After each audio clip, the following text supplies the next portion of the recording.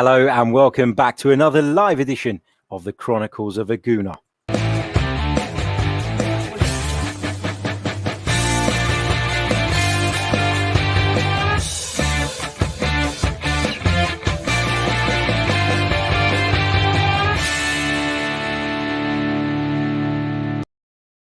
Hello, good evening and welcome back to another edition of the Transfer Update Show, except this one's going to be a little bit different because the biggest talking point coming out of Arsenal Football Club today has nothing to do with transfers. Well, it has nothing to do with potential incomings anyway, but it has a lot to do with a player who currently plies his trade at the Emirates Stadium and who is, I guess, very, very unhappy with how things have gone in recent months.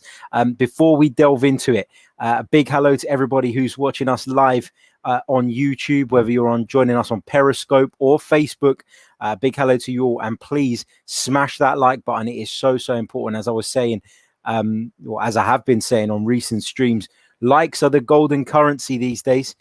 They help get the video out to plenty more people, and the more people, the better, of course. Also, if you haven't already, you can check out our live watch-alongs. Our next one is coming up tomorrow night. We're covering Barcelona versus Bayern Munich in the UEFA Champions League. I'll be joined once again by Lee Scott, known on Twitter as FM Analysis, one of the game's most well-respected football analysts. And we had great fun bringing you the Atalanta versus PSG game last night, and there's plenty more of that to come. So if you haven't already and you're listening via the audio platform, subscribe to the YouTube channel as well, and you'll get access to all those types of things. I say a big hello to everybody in the chat. As I said already, massive hello to you guys. Some of you are talking about the sound in the comments. Let me know if you've got any issues with the sound. But from what I can see here, everything seems to be going through perfectly fine on the stream. Right, let's delve into the big talking point. And the big subject, of course, is that exclusive interview that Mesut Ozil gave to The Athletic. He pulled no punches, did old Mesut Ozil. He took the opportunity to defend himself on a number of issues that he's received a lot of criticism for. For example, he spoke about the pay cuts. He spoke about the fact that, he's been fit and ready to play, and that the reasons that I guess we're being told he's being left out are not necessarily the real reasons. He sort of made that clear as well. So let's go into the interview in a little bit more detail now. Unfortunately, because it is on the Athletics website and it is behind a paywall, I'm unable to share the screen with you guys. And I know that some of you will have probably picked up quotes from it throughout the day, but I'm going to take you through it in a little bit more detail throughout this stream. And then we're going to come on to talk about some transfer stuff a little bit later on as well. Right. So, of course, he was talking to David Ornstein of The Athletic. And when asked about his future, he said, "My position is clear. I'm here through to the last day of our agreement, and I'll give everything I have for this club.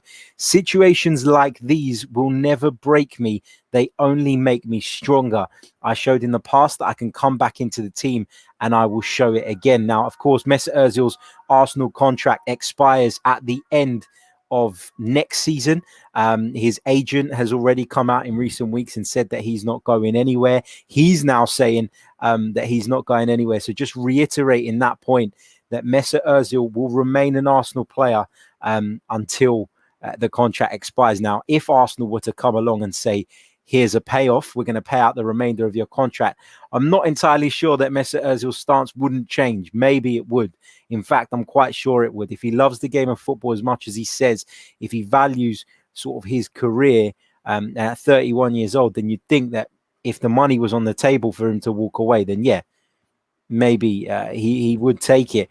Of course, he hasn't played a single minute of football since Arsenal returned, or since football returned. And he went on to say in this interview that he will decide when he goes, not other people. And he also said, "I didn't sign for 2 or 3 years. I signed for 4, and that should be respected by everyone. Things have obviously been difficult, but I love Arsenal. I love to work there. I love the people in the club, the real people, those I've been with for a long time. And I love London. It's my home. Whatever happened in the last 2 seasons, I'm very happy and very strong mentally. I never give up on anything. I want to help my team and I'll fight. If I'm fit, I know what I can do on the pitch. Now, we heard a lot of this crap, didn't we, about sort of him having a back problem, about having this back issue that was going on for a while. And then that was maybe the reason initially why he was being left out of the side. And then he goes on to say, I can't talk about my private conversations with the coach, but I can tell you I know my body well. I was fit enough to play every game before the break, and apart from a small injury, it was the same after. My daughter was born while we were off. I was not always sleeping perfectly, but this is normal. I actually had more energy and excitement to play because of her. As a player, you sometimes have bad days and can't always be happy, especially if you're not playing. When you know how good you are and you're not going to be picked, it's hard to be at 100%. And of course, you can get disappointed. This is my profession. It's what I love doing, being on the pitch, playing matches, showing the people, helping the club and my team. So Mesut Ozil has basically said, quite frankly, that all this stuff that's been coming out from the club's end about him having a back issue is actually nonsense. That's what he's essentially saying. Excuse me. That's what he's essentially saying, that it's all bullshit. And actually, Mesut Ozil has been fit and he has been ready to play. And he's, I guess, suggesting that his omission from the side has been due to other reasons. He said, I fully respect the coach's decision. Of course, he and Mikel Arteta, former teammates. But I believe these things should mainly be decided on the pitch. After the restart, I wasn't given a chance to show what I can do. You don't play 10 games in a row if you're unfit, not good enough, or don't behave well. If I played these games badly and was then left out completely for that reason, then I might understand. But this was not the case. Now, again, he's suggesting that there are other factors going on behind the scenes which have contributed to why Mesut Ozil has not been in the side. I'm going to pause it there just a second. If you haven't already, smash the like button. As I keep saying, it's so important, particularly those of you watching us on YouTube. Hit that button as it really does help us in a number of ways. So please do so. Let's continue. Of course, Arsenal asked his players to take a 12.5% pay cut for 12 months, which was initially turned down by Ozil. And it was reported actually that he was ultimately the only one who declined this. And initially there were another 2 players apparently, but they were never named. And Ozil has defended his stance on this. He says, as players, we all wanted to contribute, but we needed more information and many questions were unanswered. Everyone was fine with a deferral while there was so much uncertainty. I would have been okay to take a bigger share and then a cut if required once the football and the financial outlook was clearer, but we were rushed into it without proper consultation. For anyone in this situation, you have a right to know everything, to understand why it is happening and where the money is going. But we didn't get enough details. We just had to give a decision. It was far too quick for something so important, and there was a lot of pressure. So again, Mesut Ozil explaining his stance on this situation, explaining that the decision was basically I'm not going to say forced on the players, because obviously Mesut Ozil declined it, but the decision was put on the players very quickly, it seems, and it was something that they had to make a quick call on without really having the relevant information. Now, I'm not defending Mesut. I don't want people to think that I am defending him throughout this episode of the podcast.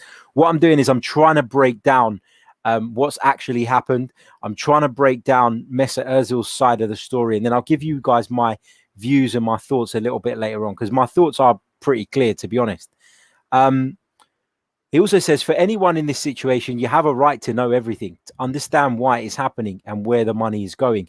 But we didn't get enough details. We just had to give a decision. I've said that already, sorry.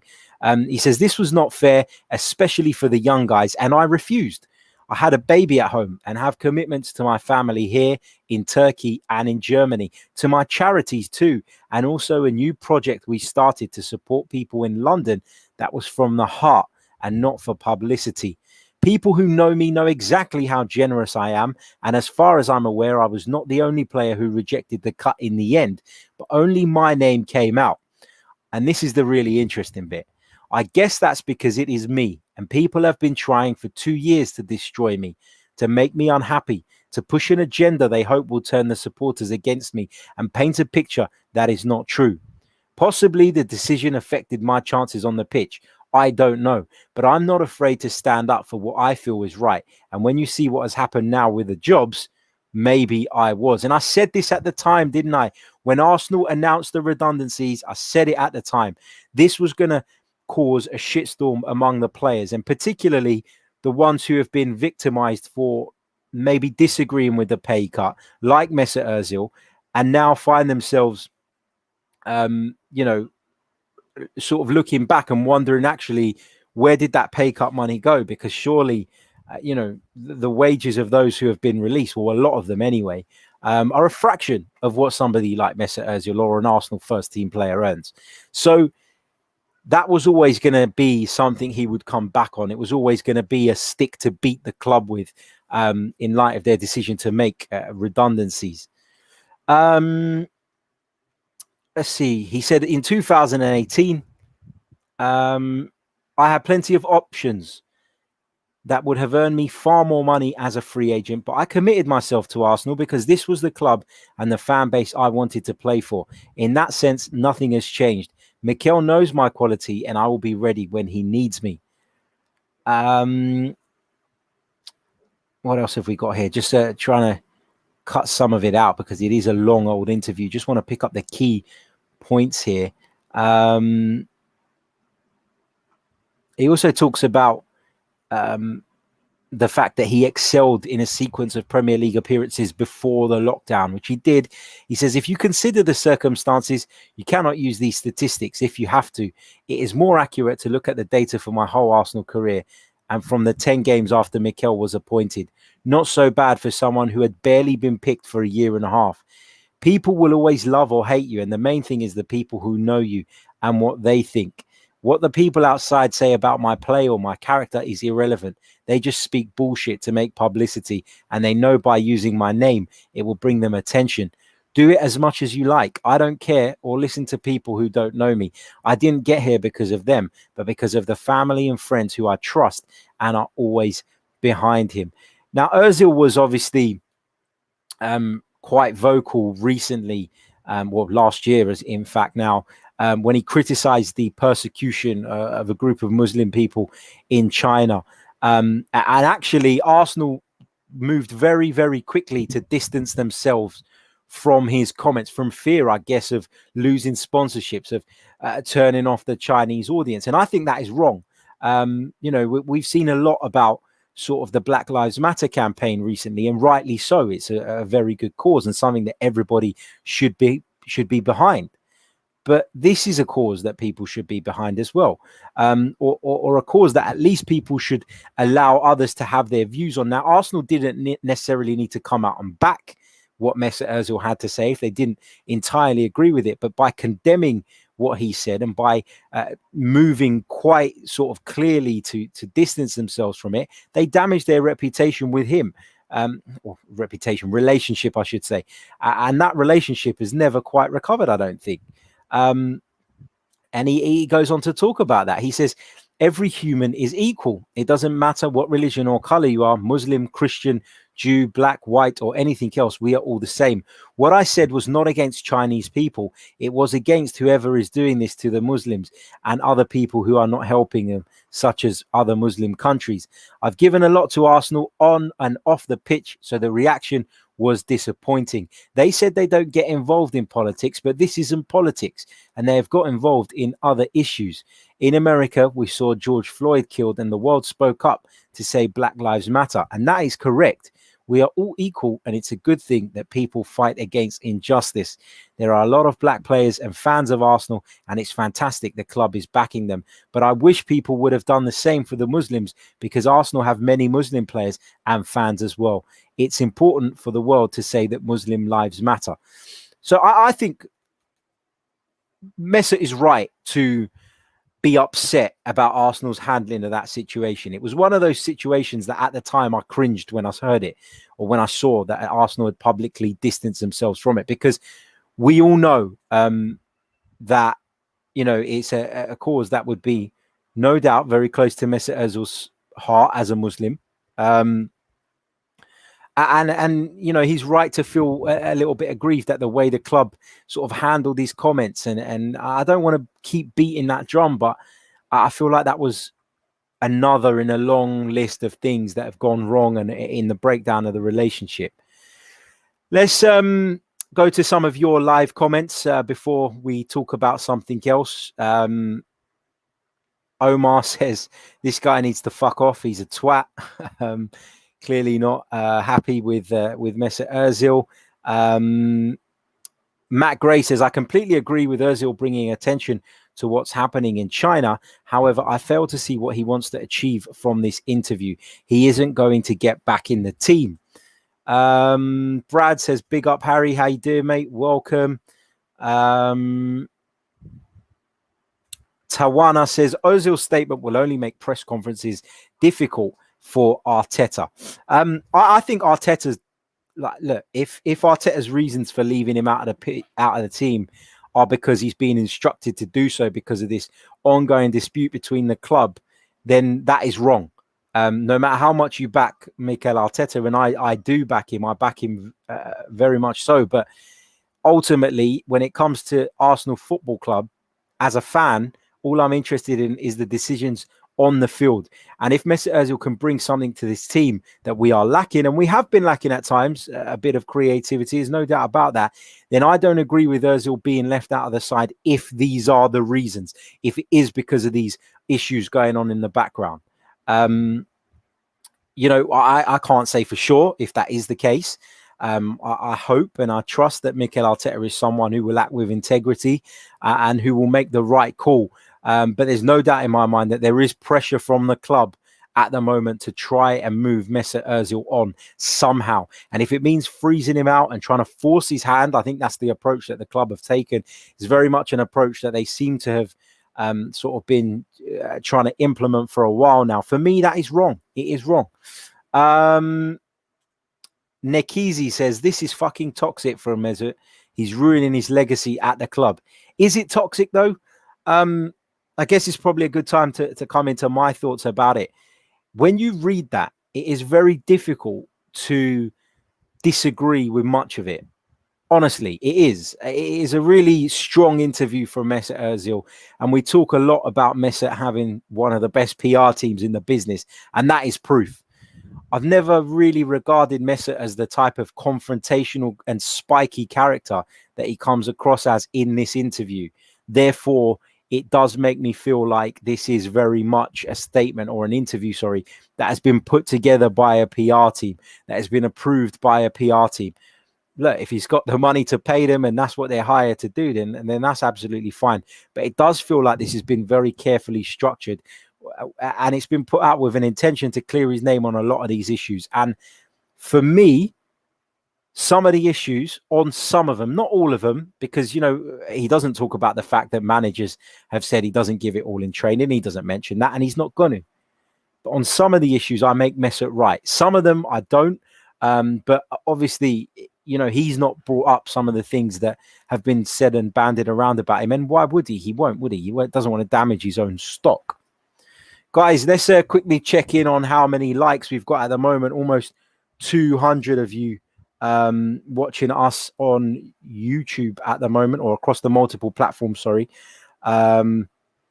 see how many of you have hit that like button. Just 36 so far. Come on, guys, let's get it up to 50 and then let's get it up to 100. It's not difficult. Just press the button. It takes 2 seconds of your lives. Right, let's move on to more.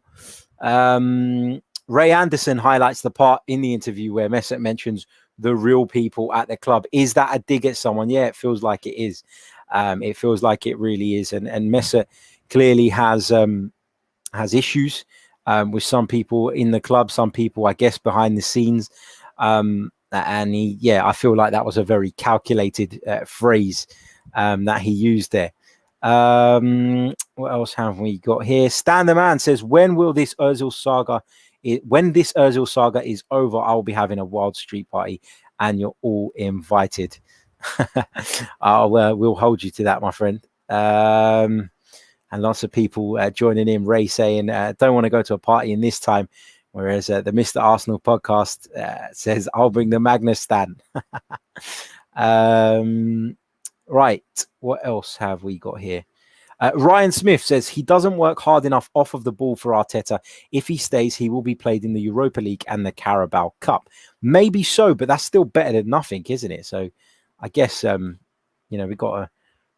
I'm sure he'd rather play some games than none. And he was picked, wasn't he, when Mikel Arteta took over in a fairly consistent run of games. And I thought he performed pretty well during that period. So that kind of backs up his point a little bit there. We've got a super chat from Worldwide Gooner Elite. Thank you so much, mate, for your kind donation. There it is. Thank you so much, mate. He says, be nice if he actually turned up for a game or two. Look, I totally appreciate that Mesut Ozil hasn't always been at his best, particularly in recent seasons. I think there are factors that have contributed to that, but I understand why some people are frustrated. If you fancy sending in a super chat, you can do so via YouTube. Thank you to Worldwide Gooner Elite for your kind donation. It is very, very much appreciated. Right. Let's keep going through the comments. What else have we got? Sorry, just scrolling through. Matthew D'Souza says, Ozil bringing up the pay cut and China is a distraction from the real issue.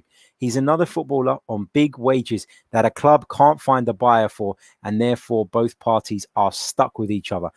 Was it a mistake giving him such a lucrative contract? Yeah, it probably was in hindsight, but hindsight is a wonderful thing. And as I've said repeatedly on this podcast over the last few months or so, imagine the uproar had we allowed Alexis Sanchez and Mesut Ozil to leave in the same transfer window. Imagine what everybody would have been saying. This club's going backwards. This club's going to shit. This club don't want to invest in their players. They just keep letting big players go. That's what would have happened.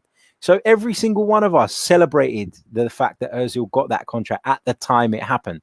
Yes, in hindsight, you can look back and say maybe it wasn't the right call.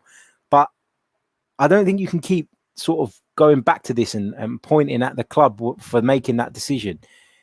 Hindsight is a wonderful thing, and it's very, very easy, isn't it, to point fingers at people in hindsight. Oguchukwu Sydney Mocha, he says, who do you make our number one goalie? Let's we'll come back to that in a minute, my friend. I'll stay on that because I just want to wrap up on the Ozil thing, and then we'll come to those questions. So my final thoughts on sort of the whole Mesut Ozil interview and the shitstorm that has subsequently caused are quite simple, really. I make him right on some of the points. I don't think it's necessarily a bad thing that he's come out and said them. He's remained respectful to the coach at all times in that interview.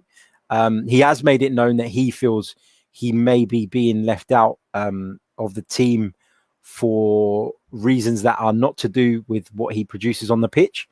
And reading what he says and reading between the lines in terms of what we've seen over the last few months and stuff, you kind of have to feel like that is somewhere along the right lines. So, he's probably got a point there. Is it helpful for the club? No, of course it's not. Nobody ever wants this kind of discontent leaking out into the public. It's not helpful. It is a distraction. But had he done it, let's say before the FA Cup final, everyone would have said, look, he's damaged us going into the FA Cup final. When is a better time to do it than pre-season? I don't think there is one. So I'm not overly fussed by the timing. I quite like, as a fan and as a journalist, knowing a little bit more, hearing other sides of the story. It helps you to paint a clearer picture rather than, just having to piece things together all the time. So yeah, as I've said before, and I'll say it again, I'm not overly angry about the fact that he's giving this interview. And I think that if those people who sort of are, within the club and feel aggrieved by this. Maybe it's because they've got something to hide. We can't kid ourselves and pretend that Arsenal Football Club has been run in a very good way in recent years, because it hasn't. It's gone to shit. All the tradition, all the class that we were or are associated with, it just feels like it's just been fading away and it's been crumbling. So yeah. What else have we got here? I've pretty much touched on a lot of these comments, but a lot of you continuously saying, damn, I wish this saga with Ozil would go away. Gino says, Ozil took his gloves off. Now I'm waiting for Arsenal to respond. It feels like this is something that is going to rumble on, isn't it? It really, really is. Giancarlo says he's got to go. He has become an embarrassment. Avon says the attempt to manage him out is wrong. He is completely out of order, though, to go public with his criticism of the management. He needs to go. He's in a bit of a power position, isn't he, Mesut Ozil? And the kind of power position that none of us would ever find ourselves in our jobs. We'd never be able to come out, criticize our manager, criticize our superiors and get away with it. But in Mesut Ozil's case, where you're a multi-millionaire and a very, very powerful figure, you kind of, not that it makes it right, but you have that sort of you have that sort of power to do so, and you have that clout, I guess is the right word that I was thinking. Right, let's move on from Mesut Ozil. There was a question about who I think should be Arsenal's number one goalkeeper next season. I think at the moment, I think it is very, very difficult to say that I almost said Gabriel Martinez, that Emiliano Martinez is ready to step into that role in the longer term. I don't think that, is as good as he's done. I don't think you can say that he's a better goalkeeper over the course of 38 games than Bernd Leno is. But that's not to take anything away from Martinez. I think he's been fantastic. And my view on it would be that until Martinez fucks up, essentially, then there's no reason to make a change. It's great to have two goalkeepers competing for sort of the vital spot. Competition breeds excellence, as they say. Let's talk about something else that's hit the news today, and it's somebody else who's sort of dividing the opinion of Arsenal fans at the moment, and that is Kia Joorabchian, of course, super agent, as he's known. Got close relationship with Edu and Raul Sanllehi at the moment, and he's been involved in a few of the deals that Arsenal have done lately in the transfer market. We understand that Willian is close to joining Arsenal. We keep saying that every day, but the latest update is that it seems as though it's going to happen by the weekend. That is the sort of the noise doing the rounds at the moment about that. But Joorabchian's influence at Arsenal has been growing over a period of time. He's been pictured in the Arsenal director's box, and it seems as though he's gotten a little bit carried away with himself. He made some comments in the media which I didn't like. I've got no issue with Arsenal working closely with an agent if it helps them to do business and it helps them to get things over the line, and it opens the doors to a market of the kind of players that we maybe necessarily weren't able to get in the past. We spoke a lot about in previous times about Arsene Wenger's values, and a lot of the time his values and the club's values prevented us doing deals that we actually should have done, because we didn't want to deal with certain people, because we didn't want to get involved in that sort of dark side of football, which is that underworld of agents. So I understand why that was the case then, but that is not the case anymore. It has very, very much changed. And Kia Joorabchian's influence is increasing by the day at Arsenal, if we go by the reports and what we're led to believe. Now, my issue, though, is this. What gives Kia Joorabchian the right to go out in the press and keep talking about Arsenal all the time? He's not an employee of Arsenal Football Club. And that really, really wound me up. It wound me up a lot more than the Mesut Ozil interview, I can tell you that. He's acting as though he's part of the club, as if he is an employee of the club. And I don't think he has the right to say some of the things that he's been saying. When speaking about sort of some of the transfer business that's been done between sort of January 18 and 2019. Speaking on TalkSport, Mislintat said people forget about the previous guy, Sven. He made a bunch of, I don't like to use the word, but cock-ups with players he brought in at very, very large numbers. So Kia Joorabchian is suggesting that Arsenal are in a better position now because he is involved and because he is having a say in their recruitment as opposed to Sven Mislintat, who was there previously. It feels as though Kia Joorabchian is in charge of our recruitment. What the fuck is going on? It's an absolute shit show. And I wasn't too concerned about the Joorabchian stuff a few days ago. But as time goes by, the more I hear from this guy and the more I read about sort of the business he's done in the past and his relationships with a number of people, the more I think that getting into bed with Kia Joorabchian from Arsenal's perspective is not necessarily the smartest move. But only time will tell on that definitively, won't it? If Arsenal get these players in and they prove to be successful, I'm sure we'll have a very, very different outlook on this. But I'm concerned by the way he talks about the football club as if he is this key figure at Arsenal and someone who, is calling the shots. That does worry me. That does concern me. Guys, there's over 200 of you watching us across all platforms at the moment. And we've only got 63 likes on YouTube. Come on, let's get that up, please. I really, really do appreciate it. And it really does mean the world to the channel because it helps us climb up the rankings. And we've seen an incredible growth in numbers in the last few days. And it's because you guys have been doing exactly that and hitting the like button. So please don't be shy. Hit that button. Let's go to some of your comments on the Joorabchian thing. Jonas says Kia is acting like he's part of Arsenal. DWTT says Kia didn't put Arsenal in a good light. Do they care? Do they know? Hyperfrantic says we keep getting Kia's casts off. John Cover says I don't see a problem with the super agents as long as we get who we want. Yeah, ultimately that is what they're there for. Orlando says, hey Harry, I think we're very much papering over cracks. No agent is a good agent, nor should we build our team around an agent's opinions. Omar says Kia isn't part of Arsenal. Why does he care? I am the one and only, says Joorabchian would be jailed if he went to Brazil. Well dodgy, but good enough for the Arsenal board.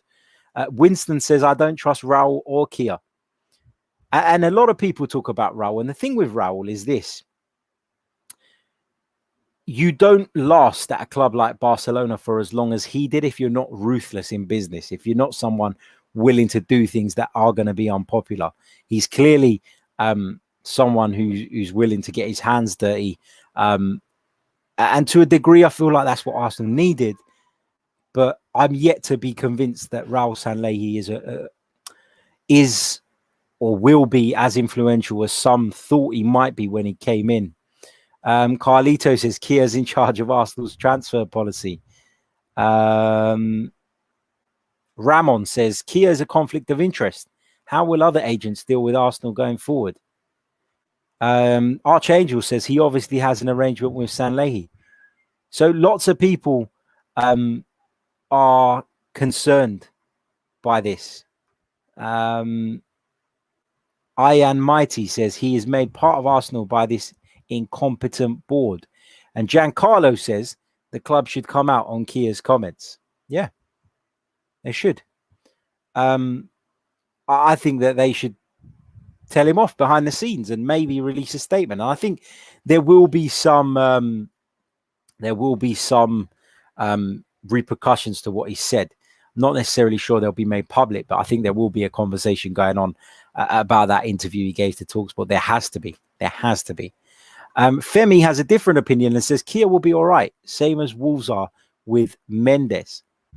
And that's a great point because these partnerships or link-ups or whatever you want to call them with these super agents can work. We've seen that at Wolves. Look at them. Unfortunate the other night to get knocked out of the Europa League, but they went to a European final, finished in a very respectable position in the league. And when they started that sort of partnership with Mendes, they were a championship club, let's not forget. So, you know, it doesn't always work out badly, but just my initial gut feeling, I didn't like that interview from Kia Joorabchian, and it's not something I hope to see more of in the near future. Hopefully Arsenal get that under control and make sure that it doesn't happen again. As I said earlier on in the program, the latest update on Willian, for those of you asking, is that we expect him to sign by the weekend. It's not information that's coming from me. I am simply sharing with you what I've sort of read today. So don't take that as gospel necessarily, but it feels like the deal is edging closer and closer by the day, and that it won't be long before Willian is an Arsenal player. In other news, Pablo Mari is aiming to return to training in September. It's understood his rehabilitation is going well after surgery, and fingers crossed we'll have him back, if not for the first few games of the new season, at least pretty early into it, because he is another central defensive option who I was quite impressed with the exception of one performance, I would say.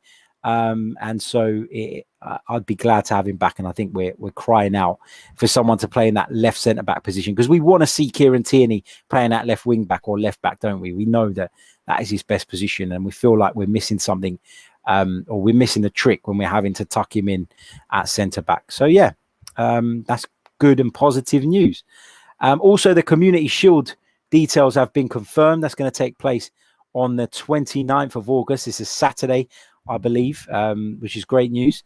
And it's I think, is it a 4:30 kickoff? I can't remember. Don't quote me on that. I did read it about an hour. Well, I read it yesterday initially, but I did look at it an hour ago, but my mind's gone blank. But it is definitely Saturday, 29th of August. Arsenal will take on Liverpool at Wembley in this year's Community Shield final. Right, that brings us to the end of today's live stream. A little bit different from the transfer updates that we've been doing recently, but that is because Mesut Ozil has stolen the headlines today with his comments. If you want to become a patron of this podcast and you fancy supporting us, head over to patreon.com/the Chronicles of a Gooner. You can sign up for as little as £3 a month. Not only would you be supporting the podcast and helping us to produce more and content of a better quality, you'll also receive a free gift after 3 months of membership, as well as exclusive access to some of our bonus content and priority on our phone-in shows. There you go. So yeah, that brings us to the end of today's program. A massive, massive thank you to you all for tuning in once again. Incredible numbers again. And we'll be back very, very soon with more. So until then, take care and up the Arsenal.